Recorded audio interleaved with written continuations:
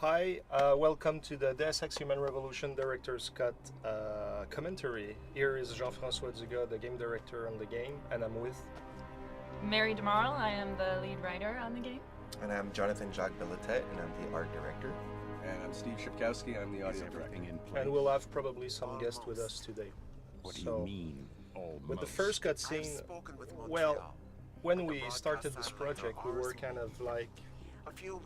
It was important to us to have links to the X1, but we wanted it to be subtle. We didn't want it to be totally in your face, even though the first character you see is Bob Page. But you're not supposed to know that. We wanted it to be subtle, so the first thing we did was to do just that. But what is strange, even with the die-hard fans, when they saw it for the first time, most of them didn't recognize it, even though we tracked back the real actor. Yeah, we went out of our way to find the real actor. We thought it was important to keep the continuity and to use him, and we thought the hardcore fans would really like it. And I think the plan was to keep the guy really in the shadows. Yeah. And I remember I was with Dominique Demers, the lighting guy. I was darker, let's put it darker, and it was all constantly a debate of how much of his face we should see or not. And that was fun. More challenging than anticipated. Fortunately, thanks to David, I now know where to look.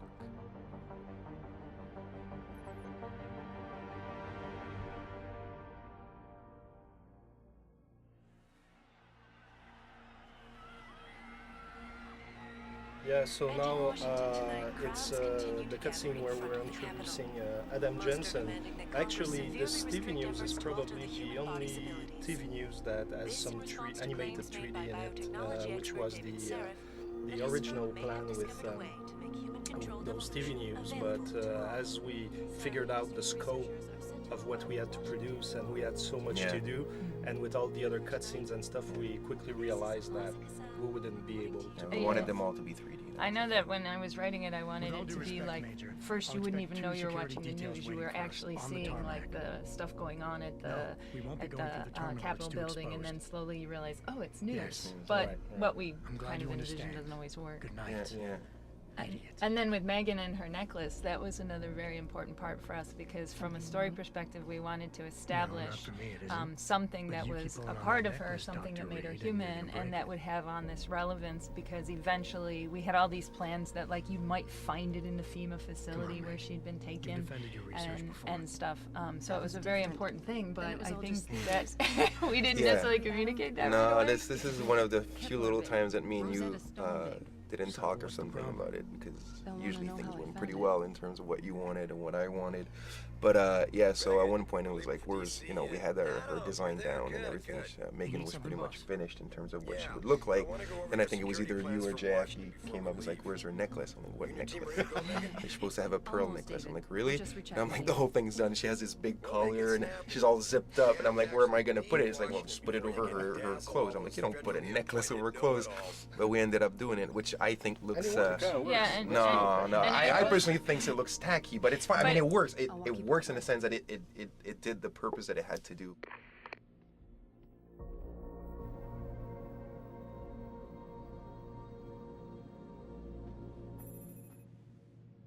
So now we're in Megan's room. Yeah, this is Megan's office. Obviously, pretty much the first in-game part of the entire game. This was a pretty important room for us, because since the clutter is really important in the game, we wanted to make sure that it was there straight from the get-go. So this is one of the really, really good rooms in the entire game, where it's extremely cluttered. That pillar of the art direction was quite well executed. And the Cyber Renaissance is, you can already feel it. You can really start feeling it and all that. It's not the biggest one. It's not, for Cyber Renaissance, it's not the biggest one, but definitely for the clutter, it's one of the good ones. Now, I have no idea why everybody's so messy in this game, though, and that nobody cleans or puts their stuff in order, but it doesn't really matter anyway. When the end of the world is coming, you That's have true. other priorities. That's right? true. Yeah. Like living your life. Like living your life and leaving pieces of paper everywhere and stuff like that. They probably don't even know what paper is anymore anyway, because they're in their phones and stuff. That's why the paper is all over around. Like, we don't know what that is. And now if we look at Megan, like her idle stance is quite awesome. Like, Yeah, she's a sexy kitten, hated that. I've A always sexy hated kitten that wants when to you go to turn the and look. bathroom. Exactly, and I've always hated that. And quite frankly, when I play the game, I like to explore and find the different items, even though I know where everything is. And so I purposely don't look at her the entire time. Yeah, I think it's almost borderline sexist, really, just the way she's No, I standing think there. it's out of character. It's out of character, but it's Mhm. also It's like, totally you know, out it's a of woman character. waiting for a man, and she's like, you know, Yeah. like, it's just, I don't know. Yeah. Yeah. But, you know, Sometimes, we sometimes, know yeah. it, but we realize it too late. Yeah, exactly. And in this room too, we, like Mary alluded to, we had several pieces of information that actually were kind of selling in advance a little bit the conspiracy Yeah. and the story twist and everything. And actually, that was a huge debate among the team, like among the people in the team, whether we should hide those. Yeah, how those obvious should items. they items. be? Yeah, do they be obvious or not? Yeah. And, Should it be like, and in fact, I think the achievement you get for getting all of them is old school gamer or something like that, because we Really? were, yeah, I didn't because even know we were that thinking achievement. that, Yeah, it's the we were point and thinking click that kind it's of, like a point and click mentality Yeah, because it's really It's the- something that's up to you to decide. It's the and King find. Quest achievement. Yeah, but for me, yeah, it was really important that we hide them. But some thought it was maybe too hardcore, and we went into okay, when you get close, you have now the icon that you can press, so now you get the Yeah, information yeah, about you them. need that. at So I least. think it was kind of a fair ground. Yeah. I agree.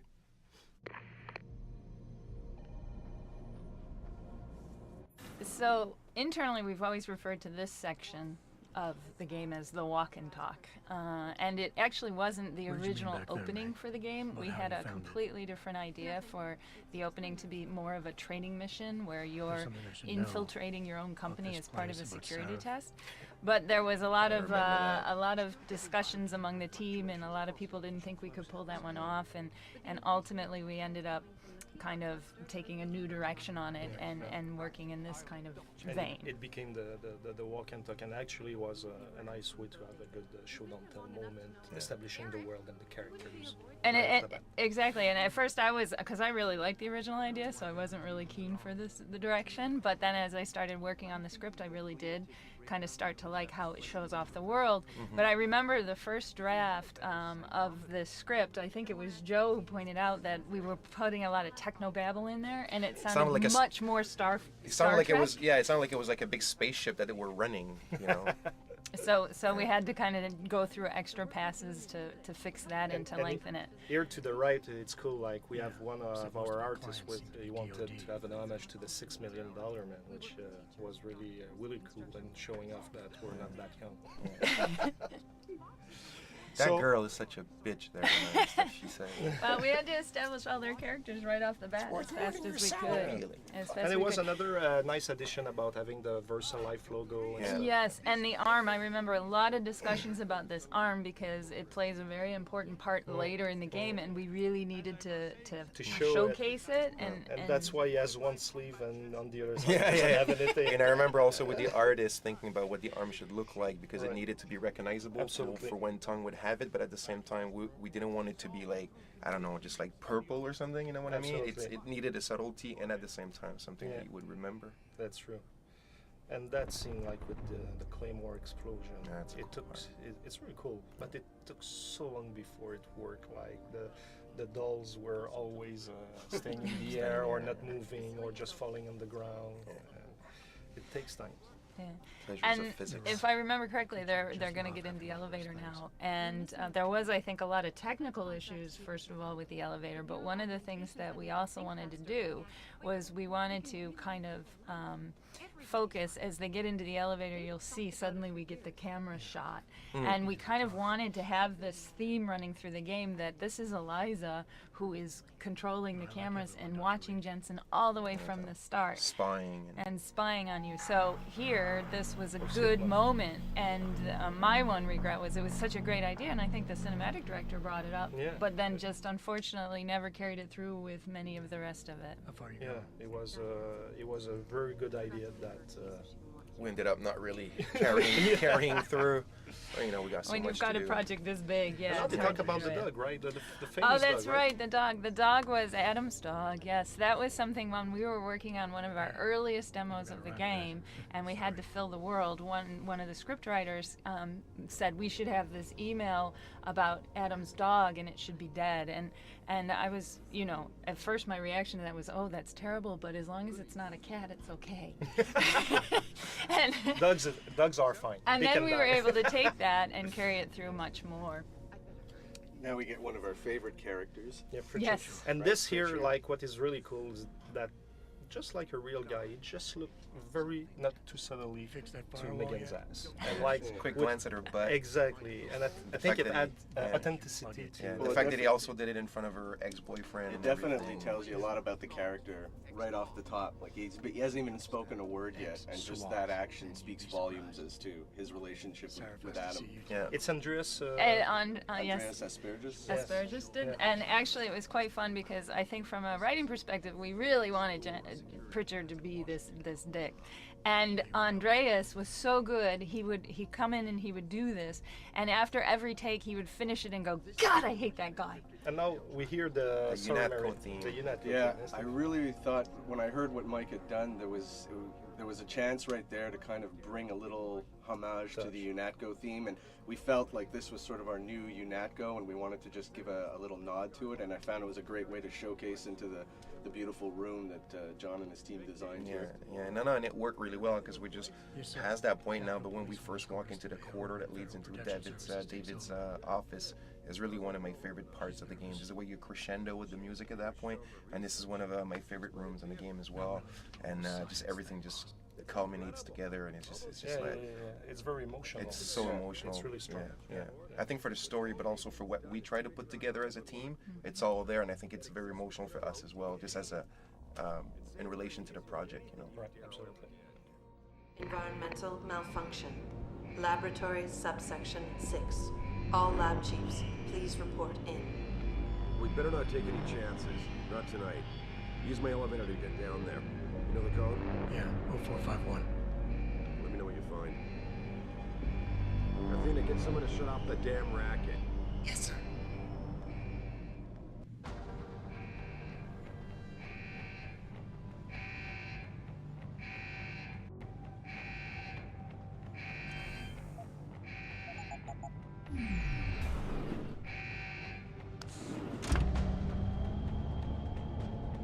Pritchard, where's Megan? She report in yet? Her GPL implant shows her moving through the microchem labs.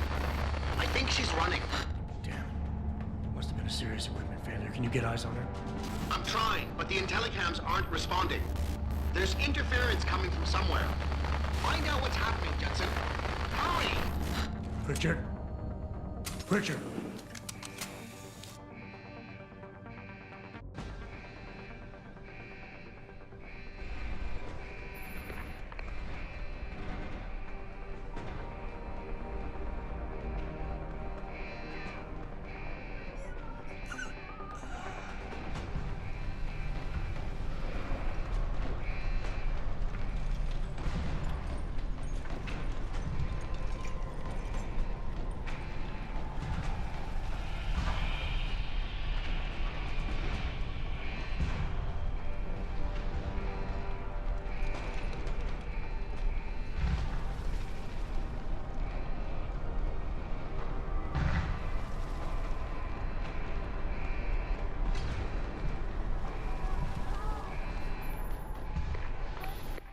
So here we're just right before the scripted event with Barrett, where he kills the scientist. What's funny is that originally in the map layout, as you were walking down this corridor, there was a window in front of you with fire and smoke.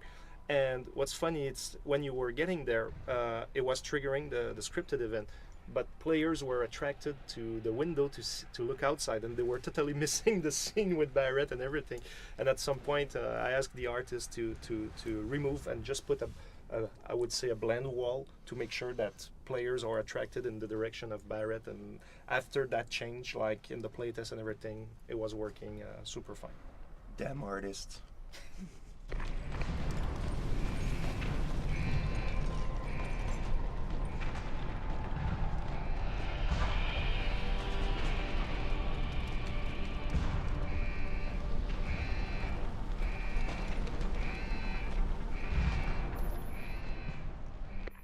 So here in this room, we see for the first time the two Black Ops killing a scientist that he falls off the guards and everything, and that has been a crazy ride just to get this thing working.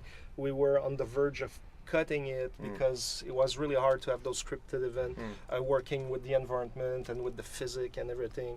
It has been a nightmare, and I fought until the last minute to make sure that we get this in, and finally it worked. It worked really well. It was. I don't think most people realize, most gamers, how hard it is just to put things like this. I mean, depending on the engine that's being used, but how hard it can be to have those scripted events going. It's just one guy being pushed over, railings, but it's especially when you don't have the tools, and if you don't have the tools. And on the audio side, we worked really hard. Like for me, it was a huge thing to try and really sense the show don't tell of the terrorist attack happening. So like as you're walking and you're coming across dead bodies and that, I thought it would be cool if we could hear the sort of the violence and the killings and all that before you see it, and then when you'd come around the corner you'd see the bodies laying there and it would kind of put it in context.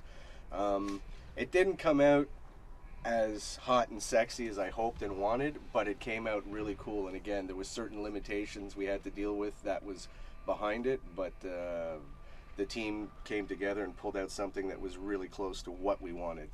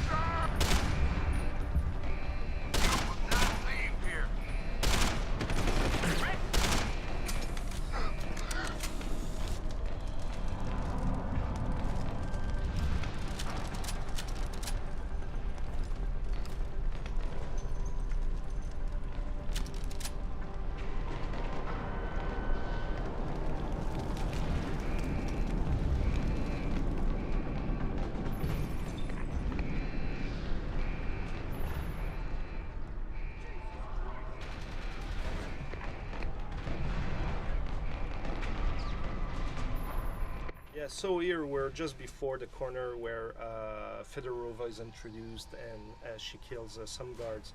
That was a lot of work and everything, but that sequence came quite late during the development, and we realized too late that it wasn't working because we foreshadow it with the two guards being killed at the other end of the corridor, and we thought players would be attracted and see what's lurking beyond the corner.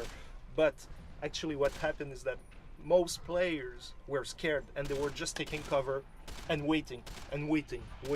Yeah, because they just saw people like getting gunned down and everything. So obviously your first reflex, is just to kind of hide or whatever. And then when they were getting on the corner, when they realized nothing was happening, scripted the door was already open. The scientist on the other side of the door was already killed. So like it was and most players it was like that, and we were like, oh no. And they never got to see Fedorova, and it was so important to try and set her up. And I remember that first animation that they had. Yeah, it was a little outside of what we wanted, I think, Fedorova to be, because she it's a bit of a clumsy sort of scene how it came together, and she sort of dematerializes and then materializes on the other side of the door, and we even thought, like, to try and help that, we put in the sound. If you listen, you can hear like almost the footsteps in the vent of like her traveling to the other side. But then she'd kill the scientist and she'd look at the players and do this kind of almost like Betty Boop sort of like blowing you a kiss. And we're sort of like, it's not really working for us. And I think everybody was kind of like, that's not this killer, this silent killer. No. That's certainly not what she's like. But in the end, it came out pretty well when you have the opportunity to see it, right? Yeah, but they changed the animation. But we changed it. That's what I'm saying. Yeah. But we had to see it for a long time. It really bothered people. I gave up at one point. I thought, this is it. This is what's going to stay. And I think every single one of us went to the animation team and said, you have to change it. You have to change it. But now she just hops over the fence now, right? That's absolutely. And the other problem we had was with the visuals, because she was jumping through the roof air vent, but the hole was so small, like, how can you fit in that? It makes no sense. It needs to be at least three times bigger. Twice as big. What is this, an air vent for ants? But it's not. Did we make it bigger in the end? Yes. Yeah, we made it a bit bigger. A tiny bit. Tiny bit for more ends.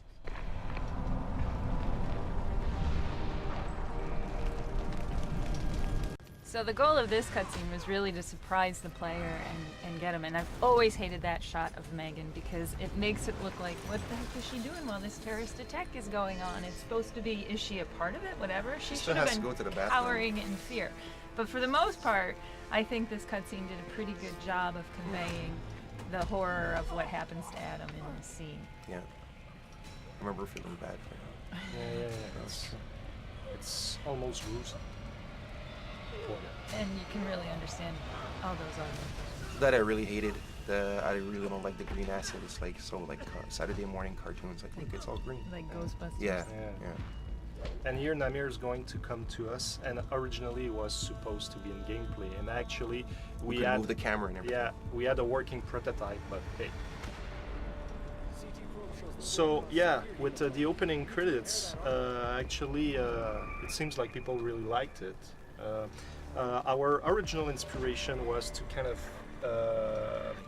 the James Bond movies, the $6 Million Man's trying to showcase this augmented character and everything, but we wanted it to be really stylish, really like a James Bond movie. Sometimes they go beyond, they go in the abstract. It's very stylized. Exactly. Yeah. It's actually more stylized than what we did. But no, it works really, really well. I think Steve A, the sound, the track that's on it is just completely insane. By the way, that's a pig. Sorry, I cut you. But when we see the thing cutting the flesh, it's actually a real piece of pig that was bought. When I saw the visuals, I mean, I was really impressed. It looked really cool, and I thought it was going to be really important to sort of nail it with the right music tone, because I think something that wouldn't have worked as well might have undersold the power of the scene, but it was really powerful. When I put the music to it with the visuals, I was just kind of like, yeah, this couldn't work any better. Mike McCann, the composer, just really hit this one out of the park, and the reaction we got when people saw it and heard it, they loved it right away. Even I think Goldtooth, the people who produced the who actually put it together. They came back right away saying the music track is just, selling this whole thing. It's bringing it all together. It really was. And I remember the dialogue in this. It's so funny because the dialogue is so short and so simple, but you needed it to convey basically some of the hinting of what's going on with Sarah forcing the augmentations, but also we wanted it to sound like a real surgery and the kind of thing. So I remember giving it to one of the writers on staff and saying, could you kind of write these opening lines and stuff, and he was going on and researching all about operations and CCT scans and all these things, and in the end those little details are so important just to make it and pop it. Even if you can't hear it, it works.